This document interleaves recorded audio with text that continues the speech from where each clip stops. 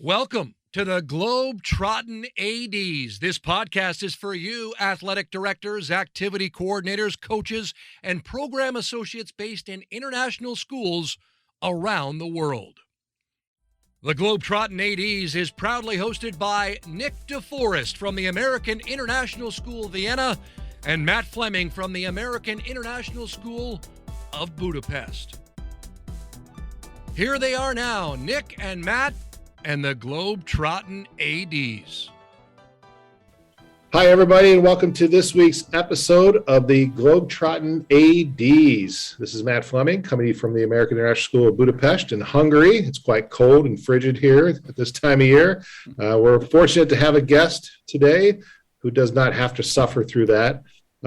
We have Dr. Jake von Scherrer. Jake is a retired AD and the head of Victory Educational Athletics.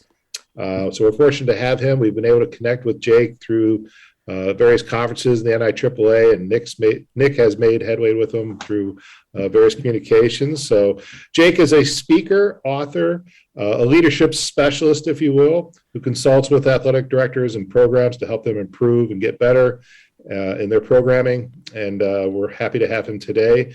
He's also a member of the NIAAA teaching faculty, so we're going to learn a lot about his relationship with the NIAAA and his program, Victory Educational Athletics. So welcome to Jake. But before we get Jake on, we're going to throw it over to Nick in Vienna.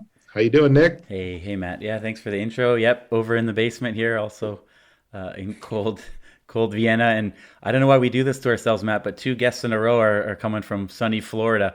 We're talking about temperature differences. I think we have snow on the ground where we are, and he's going to play golf as soon as he gets done with us. Absolutely. Well, this is I don't want to say part two, but kind of a trade-off, because the day that we're recording this, I'm featured on our guest Jake's podcast, where you can learn a little bit more about me, I guess. And now we have Jake on ours, so we can learn a little bit more about all the great stuff that you do. So we're glad to have you, Jake, and welcome to the show. Well, gentlemen, thanks so much for having me on. You were one of the pioneers in starting these podcasts related to athletic directors. I'm kind of a latecomer, but it's certainly a lot of fun. And as you know, timing is everything. So I'm happy to be able to record with you on the same date that your episode dropped, I guess is the correct term, sure, on all the podcast platforms. Yeah, and it's the Educational AD podcast, right? We'll talk about that for sure. Before we do that, and tell us a bit more about yourself. Start with maybe, I'm sure you were an athlete back in the day. What were your sports? Again, I don't know if we have enough time to go into my all of my athletic accomplishments. I like to say that injuries and a lack of talent kept me out of the National Football League. But growing up back in the day, we did everything. Neighborhood, tackle football games, and basketball at the hoop on the corner, and you name it.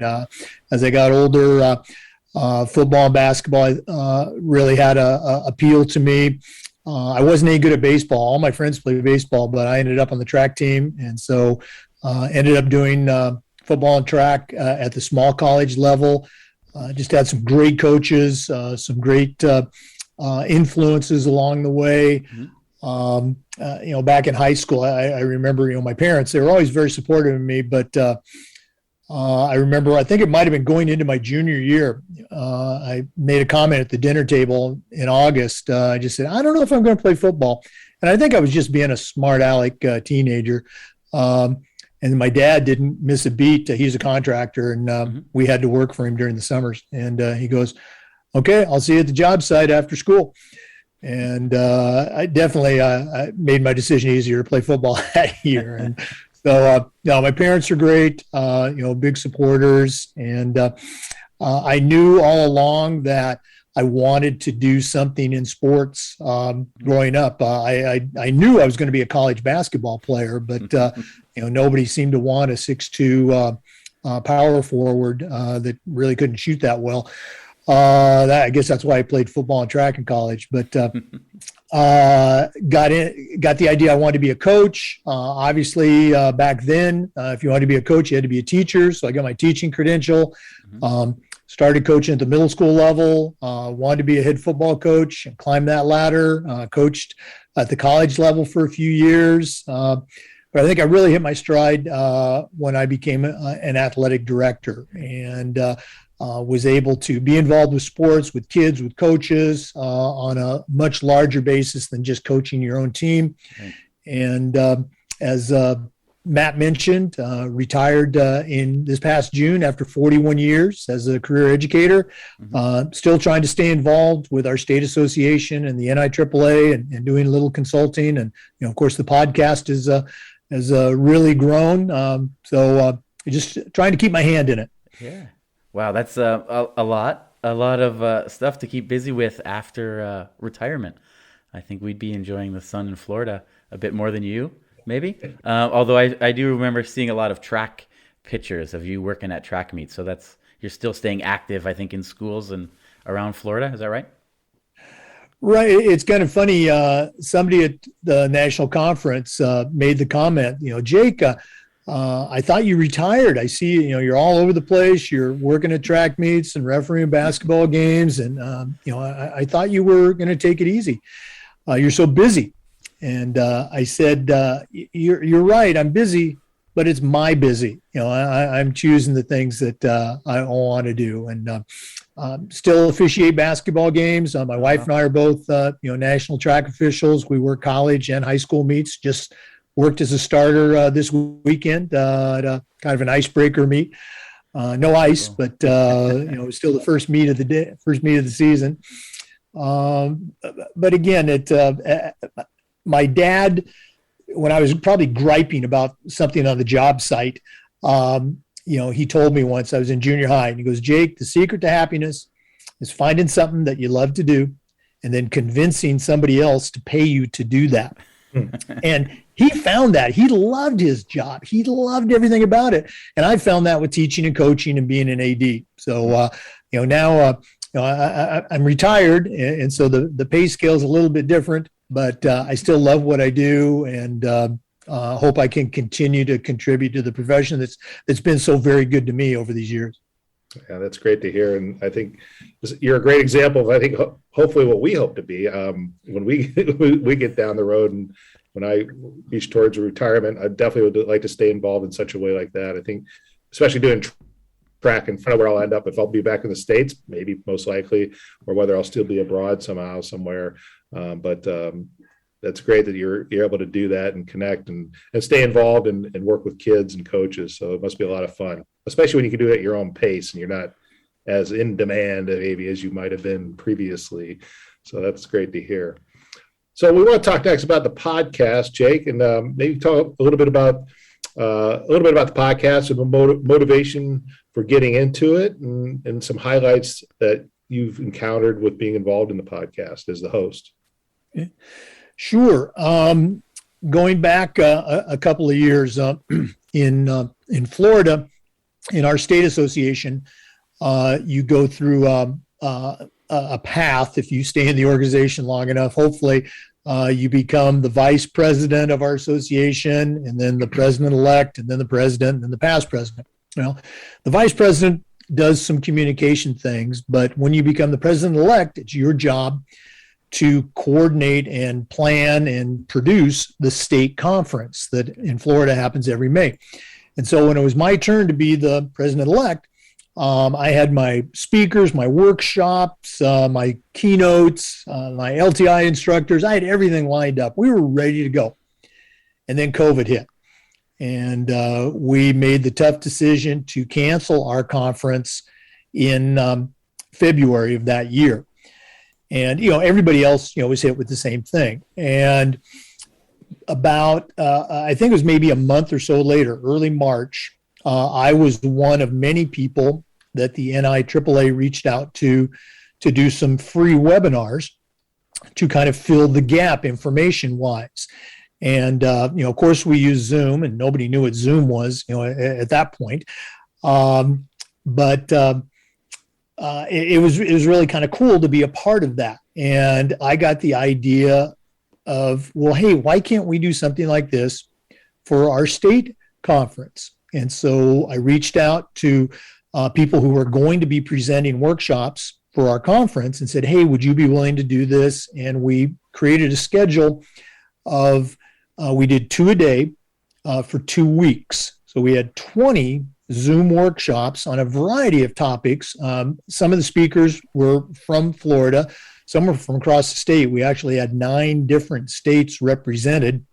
We even had a couple of international people that tuned in, and we didn't charge anything for it. We just put it out there and said, hey, this is going to be there. And it was a lot of fun. We got some really good feedback from it. And so that was in April. In May, I was asked, kind of because of that success that we had, to be a guest on the Hanging with the ADs podcast, Don Baker and Josh Matthews out of Georgia, and got to kind of talk about, this whole thing about how the our Zoom workshops, our virtual conference, I think we were the first one to do something like that, came about. And Don and Josh, I think they had been doing the podcast since maybe January of that year. So it was a few months old, but they were so good. They were so professional. They were so welcoming that when I was done, I said, hey, I want to do this for our Florida athletic directors. And that's where the Educational AD podcast came from. I always joke, you can blame or you can thank Josh and Don for our podcast. And so our very first episode, we recorded and we aired, I think it was June 29th. It was Rocky Gillis, our current president for the FIAAA. It's just grown in a crazy way since then. I think we had done maybe 14 episodes, and I got a call from an AD in Nebraska that I had met through the NIAAA. Mm-hmm. And he says, hey, Jake, I've been listening to the podcasts, which just floored me. I couldn't believe people listening to them. And he goes, can I be a guest? And so I said, sure, why not? And here we are. I think we're into almost our 19th month. We've had guests from almost all 50 states. We have listeners in all 50 states. I just checked the other day. We're now heard in 42 different countries, which again just completely amazes me. And as long as people keep listening, I'll keep asking the questions. And that's kind of the story of the podcast. And I have friends who still laugh at me because prior to this, they would say, hey, Jake, you need to listen to, and they'd name a podcast. And I go, I'm really not interested. I really don't do the podcast thing. And so now when I'll put out a tweet about one of our episodes or something, I'll usually get blasted in a personal message. I can't believe you're doing a podcast. So, but it's been crazy fun. And I still remember after I got the idea, going on Google, how do you do a podcast? I'm still learning, but it's as you guys know, it's tremendous fun to hear the stories and just meet people from, in your case, all over the world. Yeah. No, that's got to be fun too. Like, the impetus, of course, being COVID and something to keep your brain moving and focused on your job, right? In another way, because you might not have had the time to do such a thing prior to the onset of the pandemic. So, and being in Florida, you got a lot of good connections, I'm sure, because it's a huge state. So I'm sure it wasn't too difficult to get going with finding variety of topics or folks to talk to, right? Well, our topics, I think, are pretty consistent. Our guests, we try to keep a variety. That sound that you hear in the background is me patting myself on the back. I just told myself we're going to have half of our guests are going to be women, to help, represent our profession. As you know, they're certainly underrepresented. And so I wanted to try and do that. The questions that we ask from one interview to the next are pretty much the same. And I've actually, if this person is listening, I saw your comments on some forum about podcasts. It was, the podcast talking about my podcast. The Educational AD podcast is okay, but Jake asks the same questions every time. He even makes some of the same comments. I'll talk about mentors. I still hear their voice in my head. But for me, I've done it multiple times, but for that person, it's their very first time. So I want them to have, the same experience, hopefully a good one, that everybody else has. So we've tweaked our topics a little bit, but it's still pretty much tell us a little bit about yourself, brag a little bit on your school, and what are some tips for new ADs. And I think, and we tried to keep it in that 30-minute window as opposed to the hour, just because it's just me. It's not a like you guys. There's two people asking questions, or in some cases, three people on the podcast. So, they're not tuning in to hear me, that's for sure. And so we want to try to focus on the guest.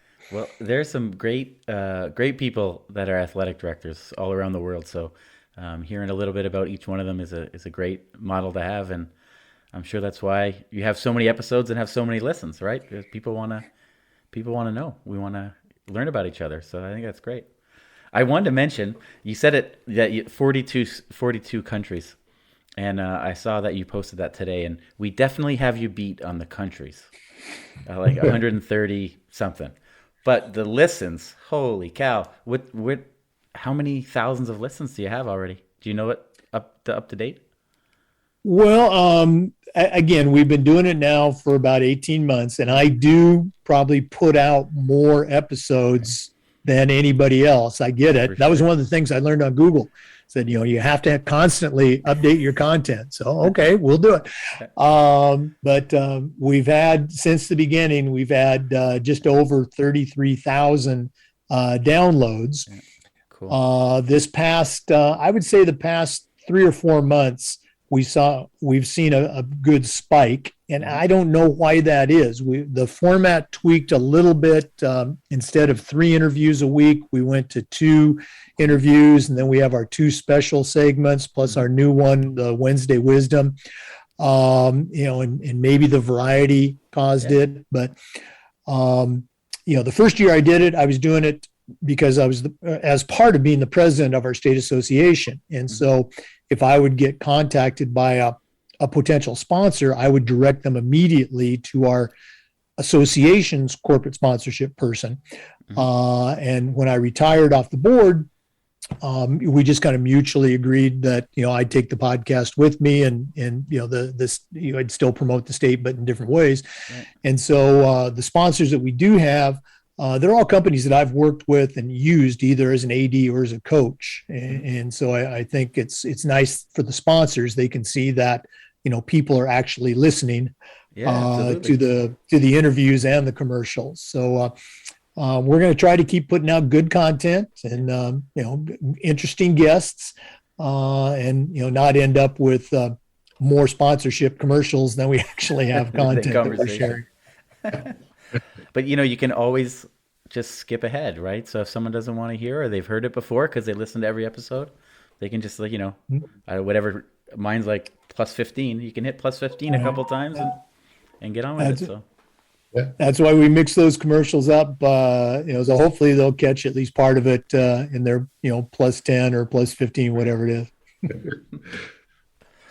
Jake, I want to shift gears just a little bit because we mentioned earlier that our connection, of course, is through the National Interscholastic Athletic Administrative Association and our work with them and your work with them.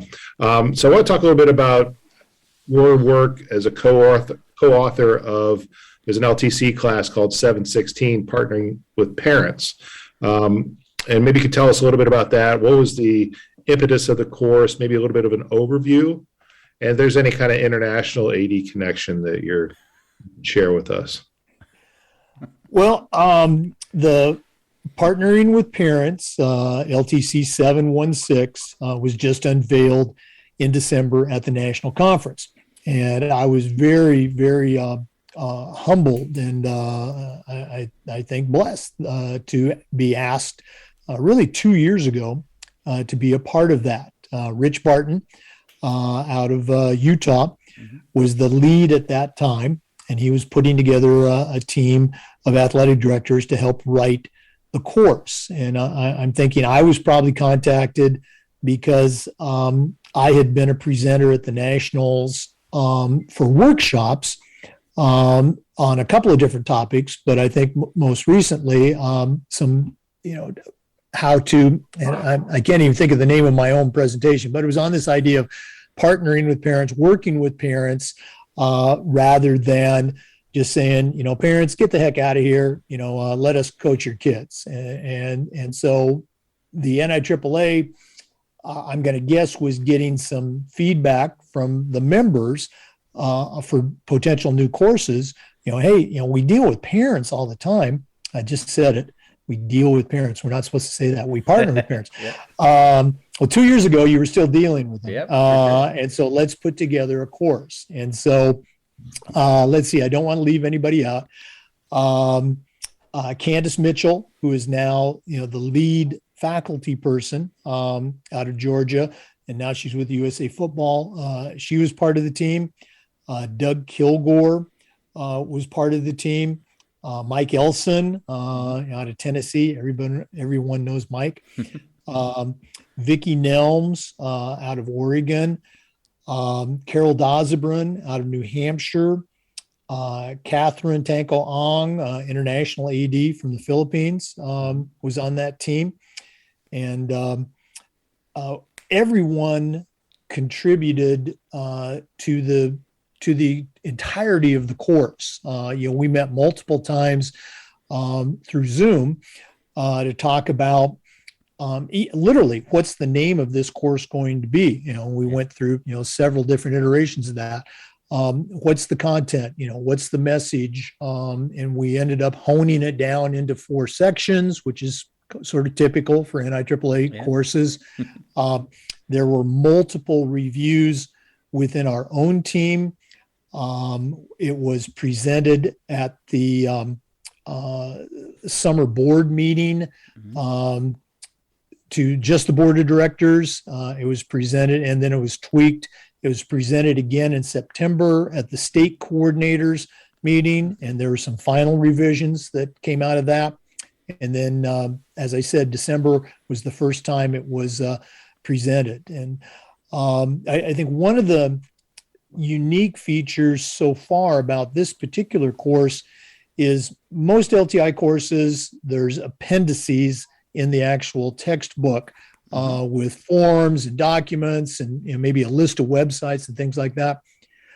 Our resources were 100% linked to a QR code that people would scan, and it took them directly to a place where they could, upload, download documents or forms, et cetera, posters, videos that we had used and videos that we hadn't used. But just, I think, and it's not anything against any other course, but I think at this point, it's probably the most complete resource tool for a course that exists in the LTI curriculum. So we're all very proud of that. And we all contributed those pieces, but Carol Dazabrun of New Hampshire, she's the one that put that together. So definitely hats off to her.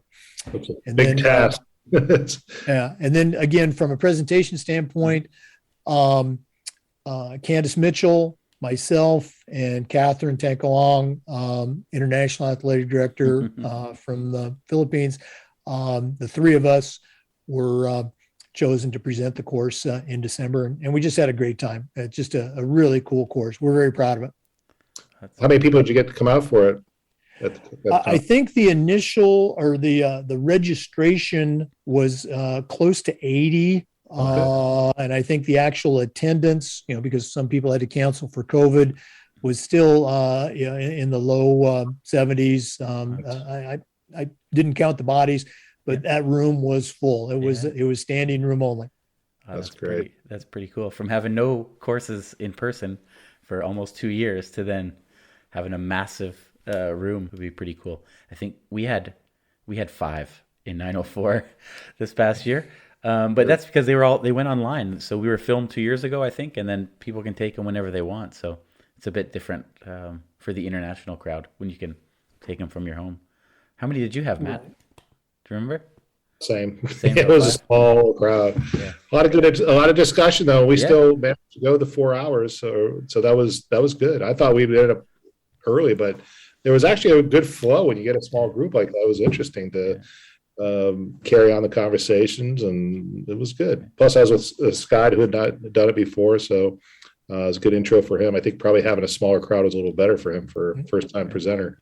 Right. So, Well, you guys have done the courses, many times, and five, that's a nice intimate group, but having a class with 20, 22, 24 people, that's where you really amp up the experience, because you can get people to share, you get that interaction.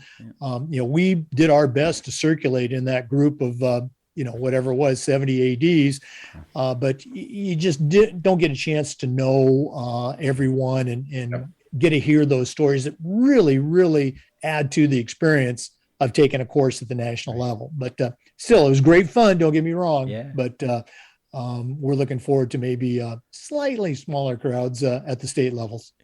Yeah, for sure. Well, new courses are exciting. That's great. I don't think we didn't get a chance to take 716, but want to as well when it comes up, maybe in Europe or in Asia with Kathy teaching it would be pretty cool. This week actually is the deadline for our new international course, 910. So we're all finishing up our slideshows. There's 6 different sections of the course. It's kind of like a hot topic, and each section has 3 authors. So there's 18 of us all taking part. But yeah, work's almost done. Then we'll get to the presentation part. The first draft. I guess first presentation. But yeah, exciting, cool. Well, something else that's pretty exciting is that you're a best-selling author, Jake. I think that's pretty cool. They'll laugh.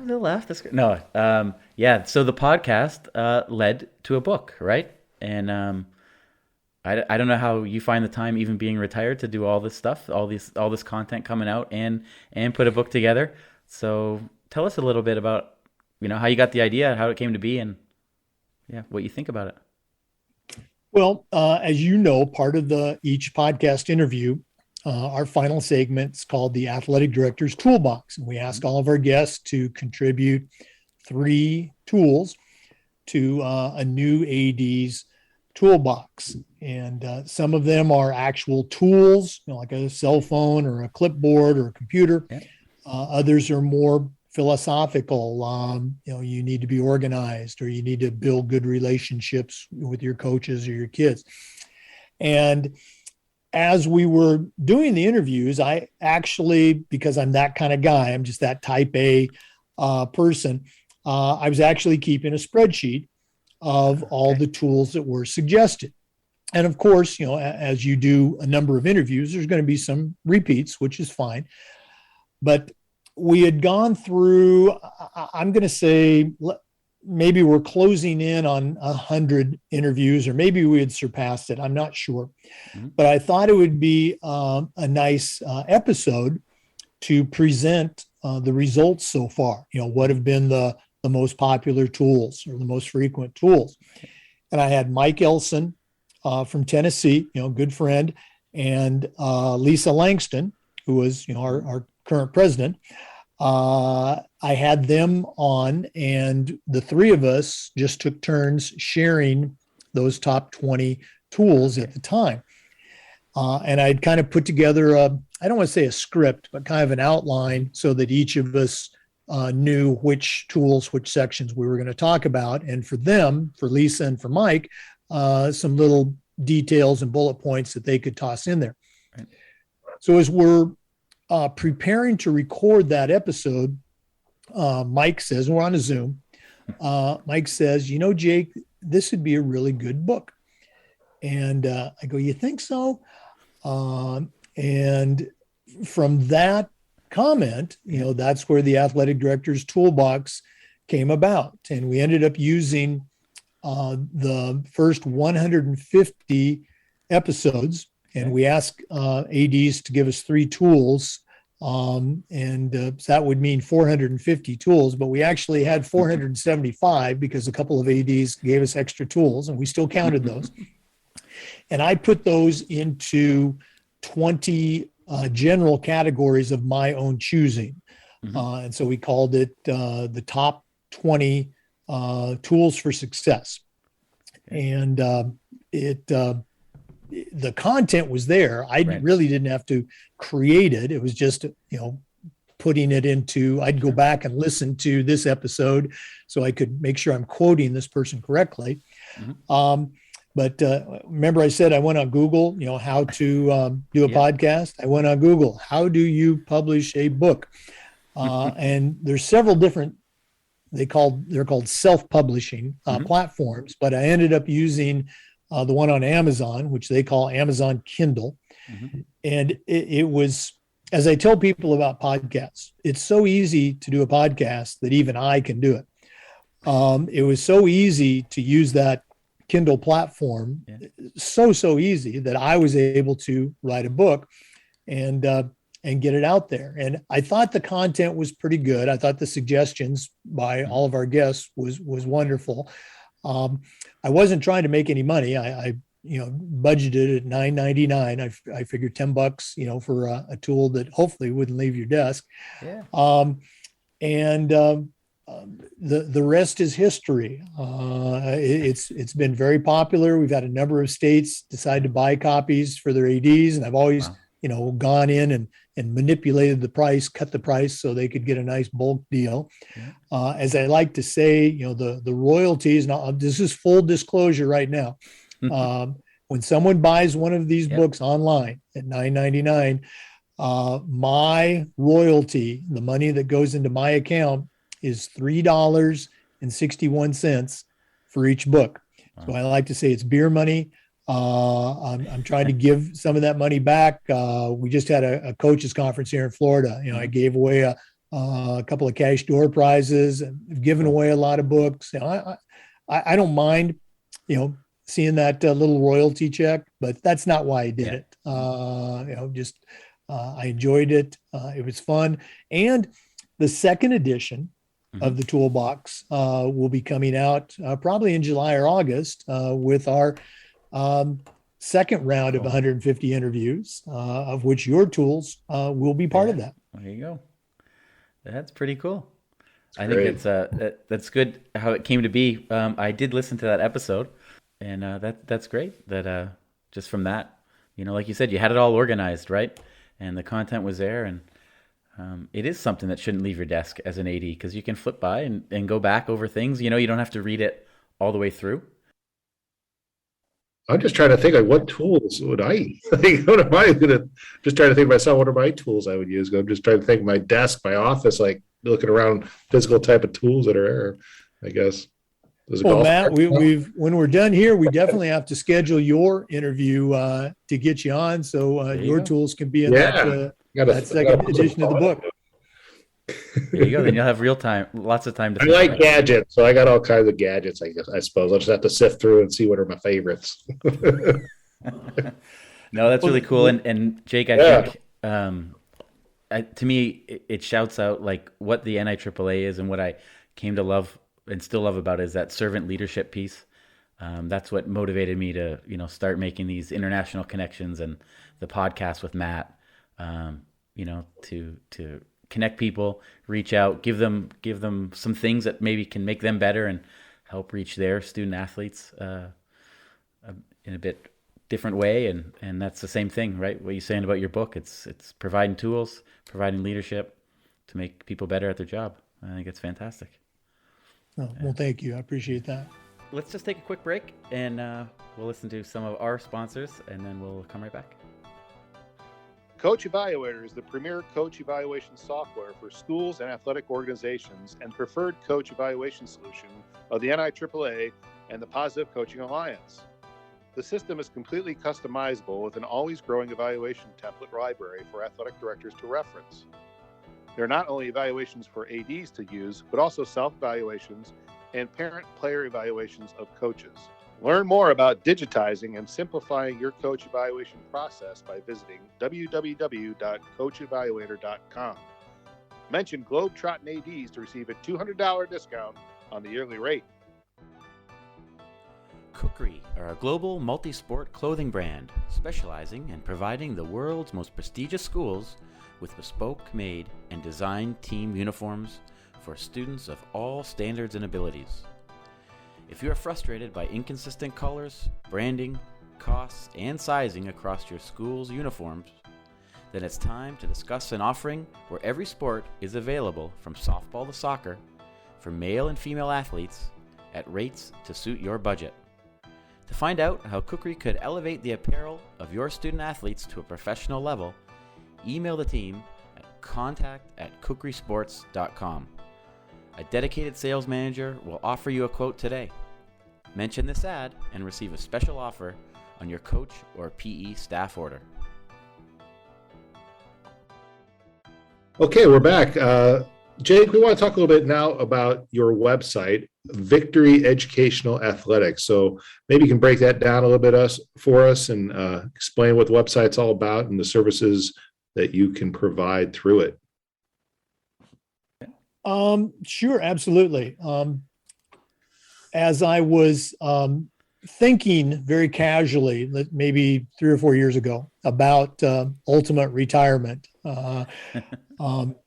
I had been doing, let's say, more than usual. And I think it's one of those things, you guys know this, if you hang around long enough, people, they hear about you and they say, well, maybe this guy knows a little bit about this. So I was being asked to talk at schools and some other organizations on a variety of topics. We had done a lot at my previous schools and at Maclay in the area of sportsmanship. And so I was doing a lot of those programs. I was doing some stuff on coaches education, had done some stuff with booster clubs. And, I was very happy to, just go and visit and share. But as you drive a little bit further, you're spending money on gas and things like that. And so long story short, I just thought I would create a website and offer those types of services in a consulting format. I still did far more free stuff than I did pay stuff. I never looked at it as, becoming a full-time gig or replacing it. Just thought it was maybe a little more professional, a little cooler to have that website. And so Victory Educational Athletics is the website. And it's just like I said, it can be just a one-time professional development speech. I talked to one school. They were having troubles hiring an athletic director. Actually, it was their trouble paying for an athletic director. They didn't want to pay for somebody to do the job that they needed done. And so I ended up contracting with them to do some things like scheduling, et cetera, remotely. And so I've done it long enough that, I know the hoops that you have to jump through. Sure. So it can be a full service thing, but it's mostly an idea where let me come in and talk to your coaches and not tell them my message, but augment and reinforce your message. The things that you're trying to get across are probably the things that your coaches or your parents or your student athletes need to hear. But sometimes it's hard to be a prophet in your hometown. So, let's bring in someone else. And I think that's what I do a pretty good job of. I have enough unique stuff that's good, but I can also take your message and put a spin on it. So we're reinforcing the things that you want to see reinforced at your school. And that's been a lot of fun. You can see the look of realization come over a coach's face. Wow. That's what Coach Smith has been telling us for years. I guess we better do it. So that's been a lot of fun. So Victory is out there. I enjoy doing it. If you're listening and you would like to get a kind of a jump start presentation for your coaches, your teachers, your faculty, your parents, your captains, shoot me an email, give me a call, and we'll be happy to work with you. Yeah, so a lot of good stuff on there. A lot of variety of topics, and even for the international folks, it's some very universal stuff there. So the topics you could use in your schools no matter where you are. So definitely check it out. It's good stuff. Your story there about being in the hometown and just reinforcing the message reminded me of, I used to teach yearbook, and I had a good friend come in, and he used to give a lesson on Photoshop because he was a photo editor. At the beginning, I brought him in because I wasn't very good at it. And then I became really well and I could do it myself. I didn't need him. But I kept bringing him in and I would tell him what exactly I wanted him to teach the kids. Like everything. You want to do this, then this, and this. And he said, after the second time, he said, hey, why are you paying me to come in and do this? You're telling me what to say. And I said, hey, sometimes they just need to hear it from somebody else. Yeah. And he's like, okay, good for me. So true. Yeah, that's great. Well, I haven't listened to every episode. I'll be honest, right? But I've listened to a lot. So, but all the ones I've listened to, I haven't heard you say any of your tools, or maybe not your top tool. So as we kind of wrap up, that's one of the questions I want to ask you is what's your top tool for an AD? Well, this is a tool that I found, or I don't want to say found, that I decided to finally use, or learned the importance of using it far too late in my career.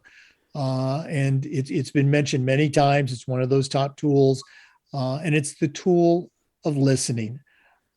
So many times as an AD, the phone's going to ring or somebody's going to come in your office and they're not looking for the solution. They simply need to unload or vent or share their heart.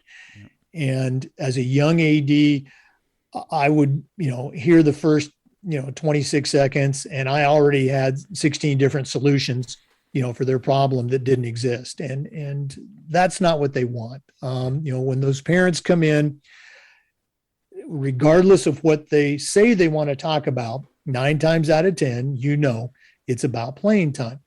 And so just listening to them, let them get it off their chest. And at the end, maybe when they've taken that breath and they ask, what can I do? What should I do? Or what are you going to do? It's always, gee, I really appreciate you coming in and sharing your heart. And maybe there's something you can do. Sometimes it's, we're not going to change, the starting position, that's a coach's decision, but thanks so much for sharing. My door's always open.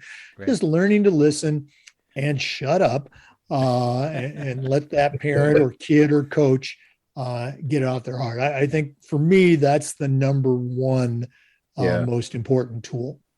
That's a great thing to say, because it's not only a diffuser type of skill or a technique you could use, tool, but it's just useful, and I think it's something you can build on, right? So once you establish that relationship with a parent, or if it's a kid even that comes in to do it too, or a coach, you've given them an opportunity to get what's off their chest and hopefully decompress a little bit, and maybe have better understanding of what the topic actually is, or a broader picture of maybe what they're talking about is relevant, but it's like, maybe it's not the problem after all. Yeah. And in a time when we're all so busy right now, it seems everyone's so busy, want to get things done quicker and quicker and quicker. It makes it even more important to slow down. Yeah. Well, you can see how a beginner AD would be a tough one to do, because you're trying to just be efficient as you can and solve an issue and move on to the next, because there's so much to get through. Right. And another facet of that is, I'm sure this has never happened for you guys at your school, but you get that email and you check the time stamp on it, and it was sent at like 1:32 a.m. in the morning. But it's 14 different paragraphs. It just goes on and on. This parent's ranting. Instead of in your office, they're doing it via email, or maybe it's a voicemail that just goes on and on, the same thing. Not immediately, but I would say fairly quickly, call that parent up on the phone. Don't respond to the email, but call them up, and just, most of the time you'll get their voicemail. But say, hey, I got your message. Thanks for sharing. That's a lot to talk about. Please come in my office. Okay. Or please give me a call back and let's talk about it. And then maybe they're actually going to talk about it while you hold the receiver, but it's that same thing, just giving them that chance to listen. I've gotten those emails before, those, 14 paragraph emails that, what in the heck? And just call them up, hey, I got your email. What's up? and then just let them go, let them talk. And, most of the time, you're able to talk them off that ledge, and that way they feel they've been heard. You made that effort to reach out to them, and you can learn to peacefully coexist in this crazy world of educational athletics. Absolutely. All right, Jake, we're going to wrap it up. Just want to say thanks for joining us. And before we go, though, one of the things Nick and I like to do with our guests is, we get folks from all over the world, and you're coming from Florida. So in your area of Florida, maybe you'd like to, we always ask somebody to share a little bit about their area, or what's something that's worth going to see and check out where you're from, or something that's good to eat, maybe some food or beverage recommendations, something like that. So what can you tell us about your corner of Florida and what's there to do and see and go check out? Well, my section of Florida is over on the Gulf side, the Gulf of Mexico.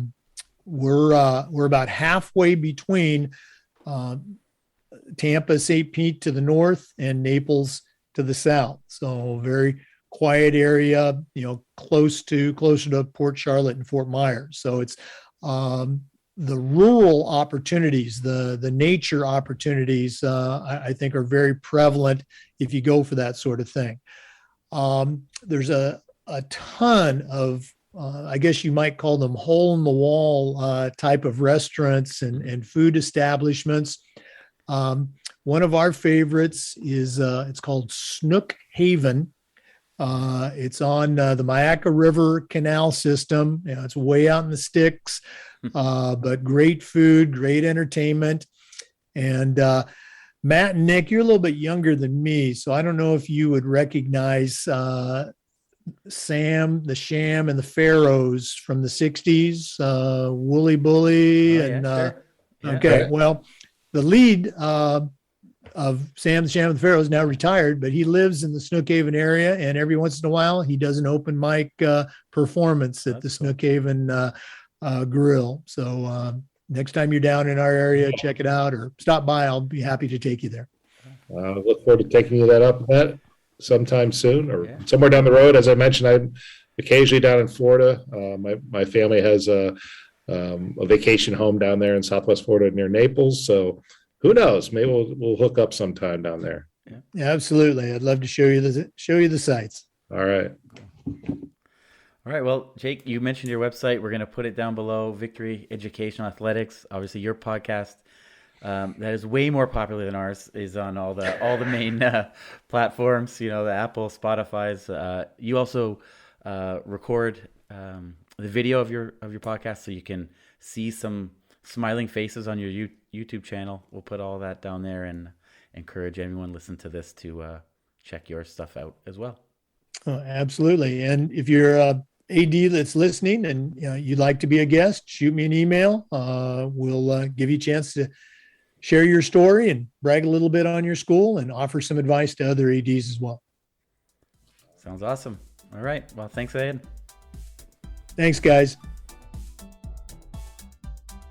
Until next week, this has been another episode of the Globetrottin ADs.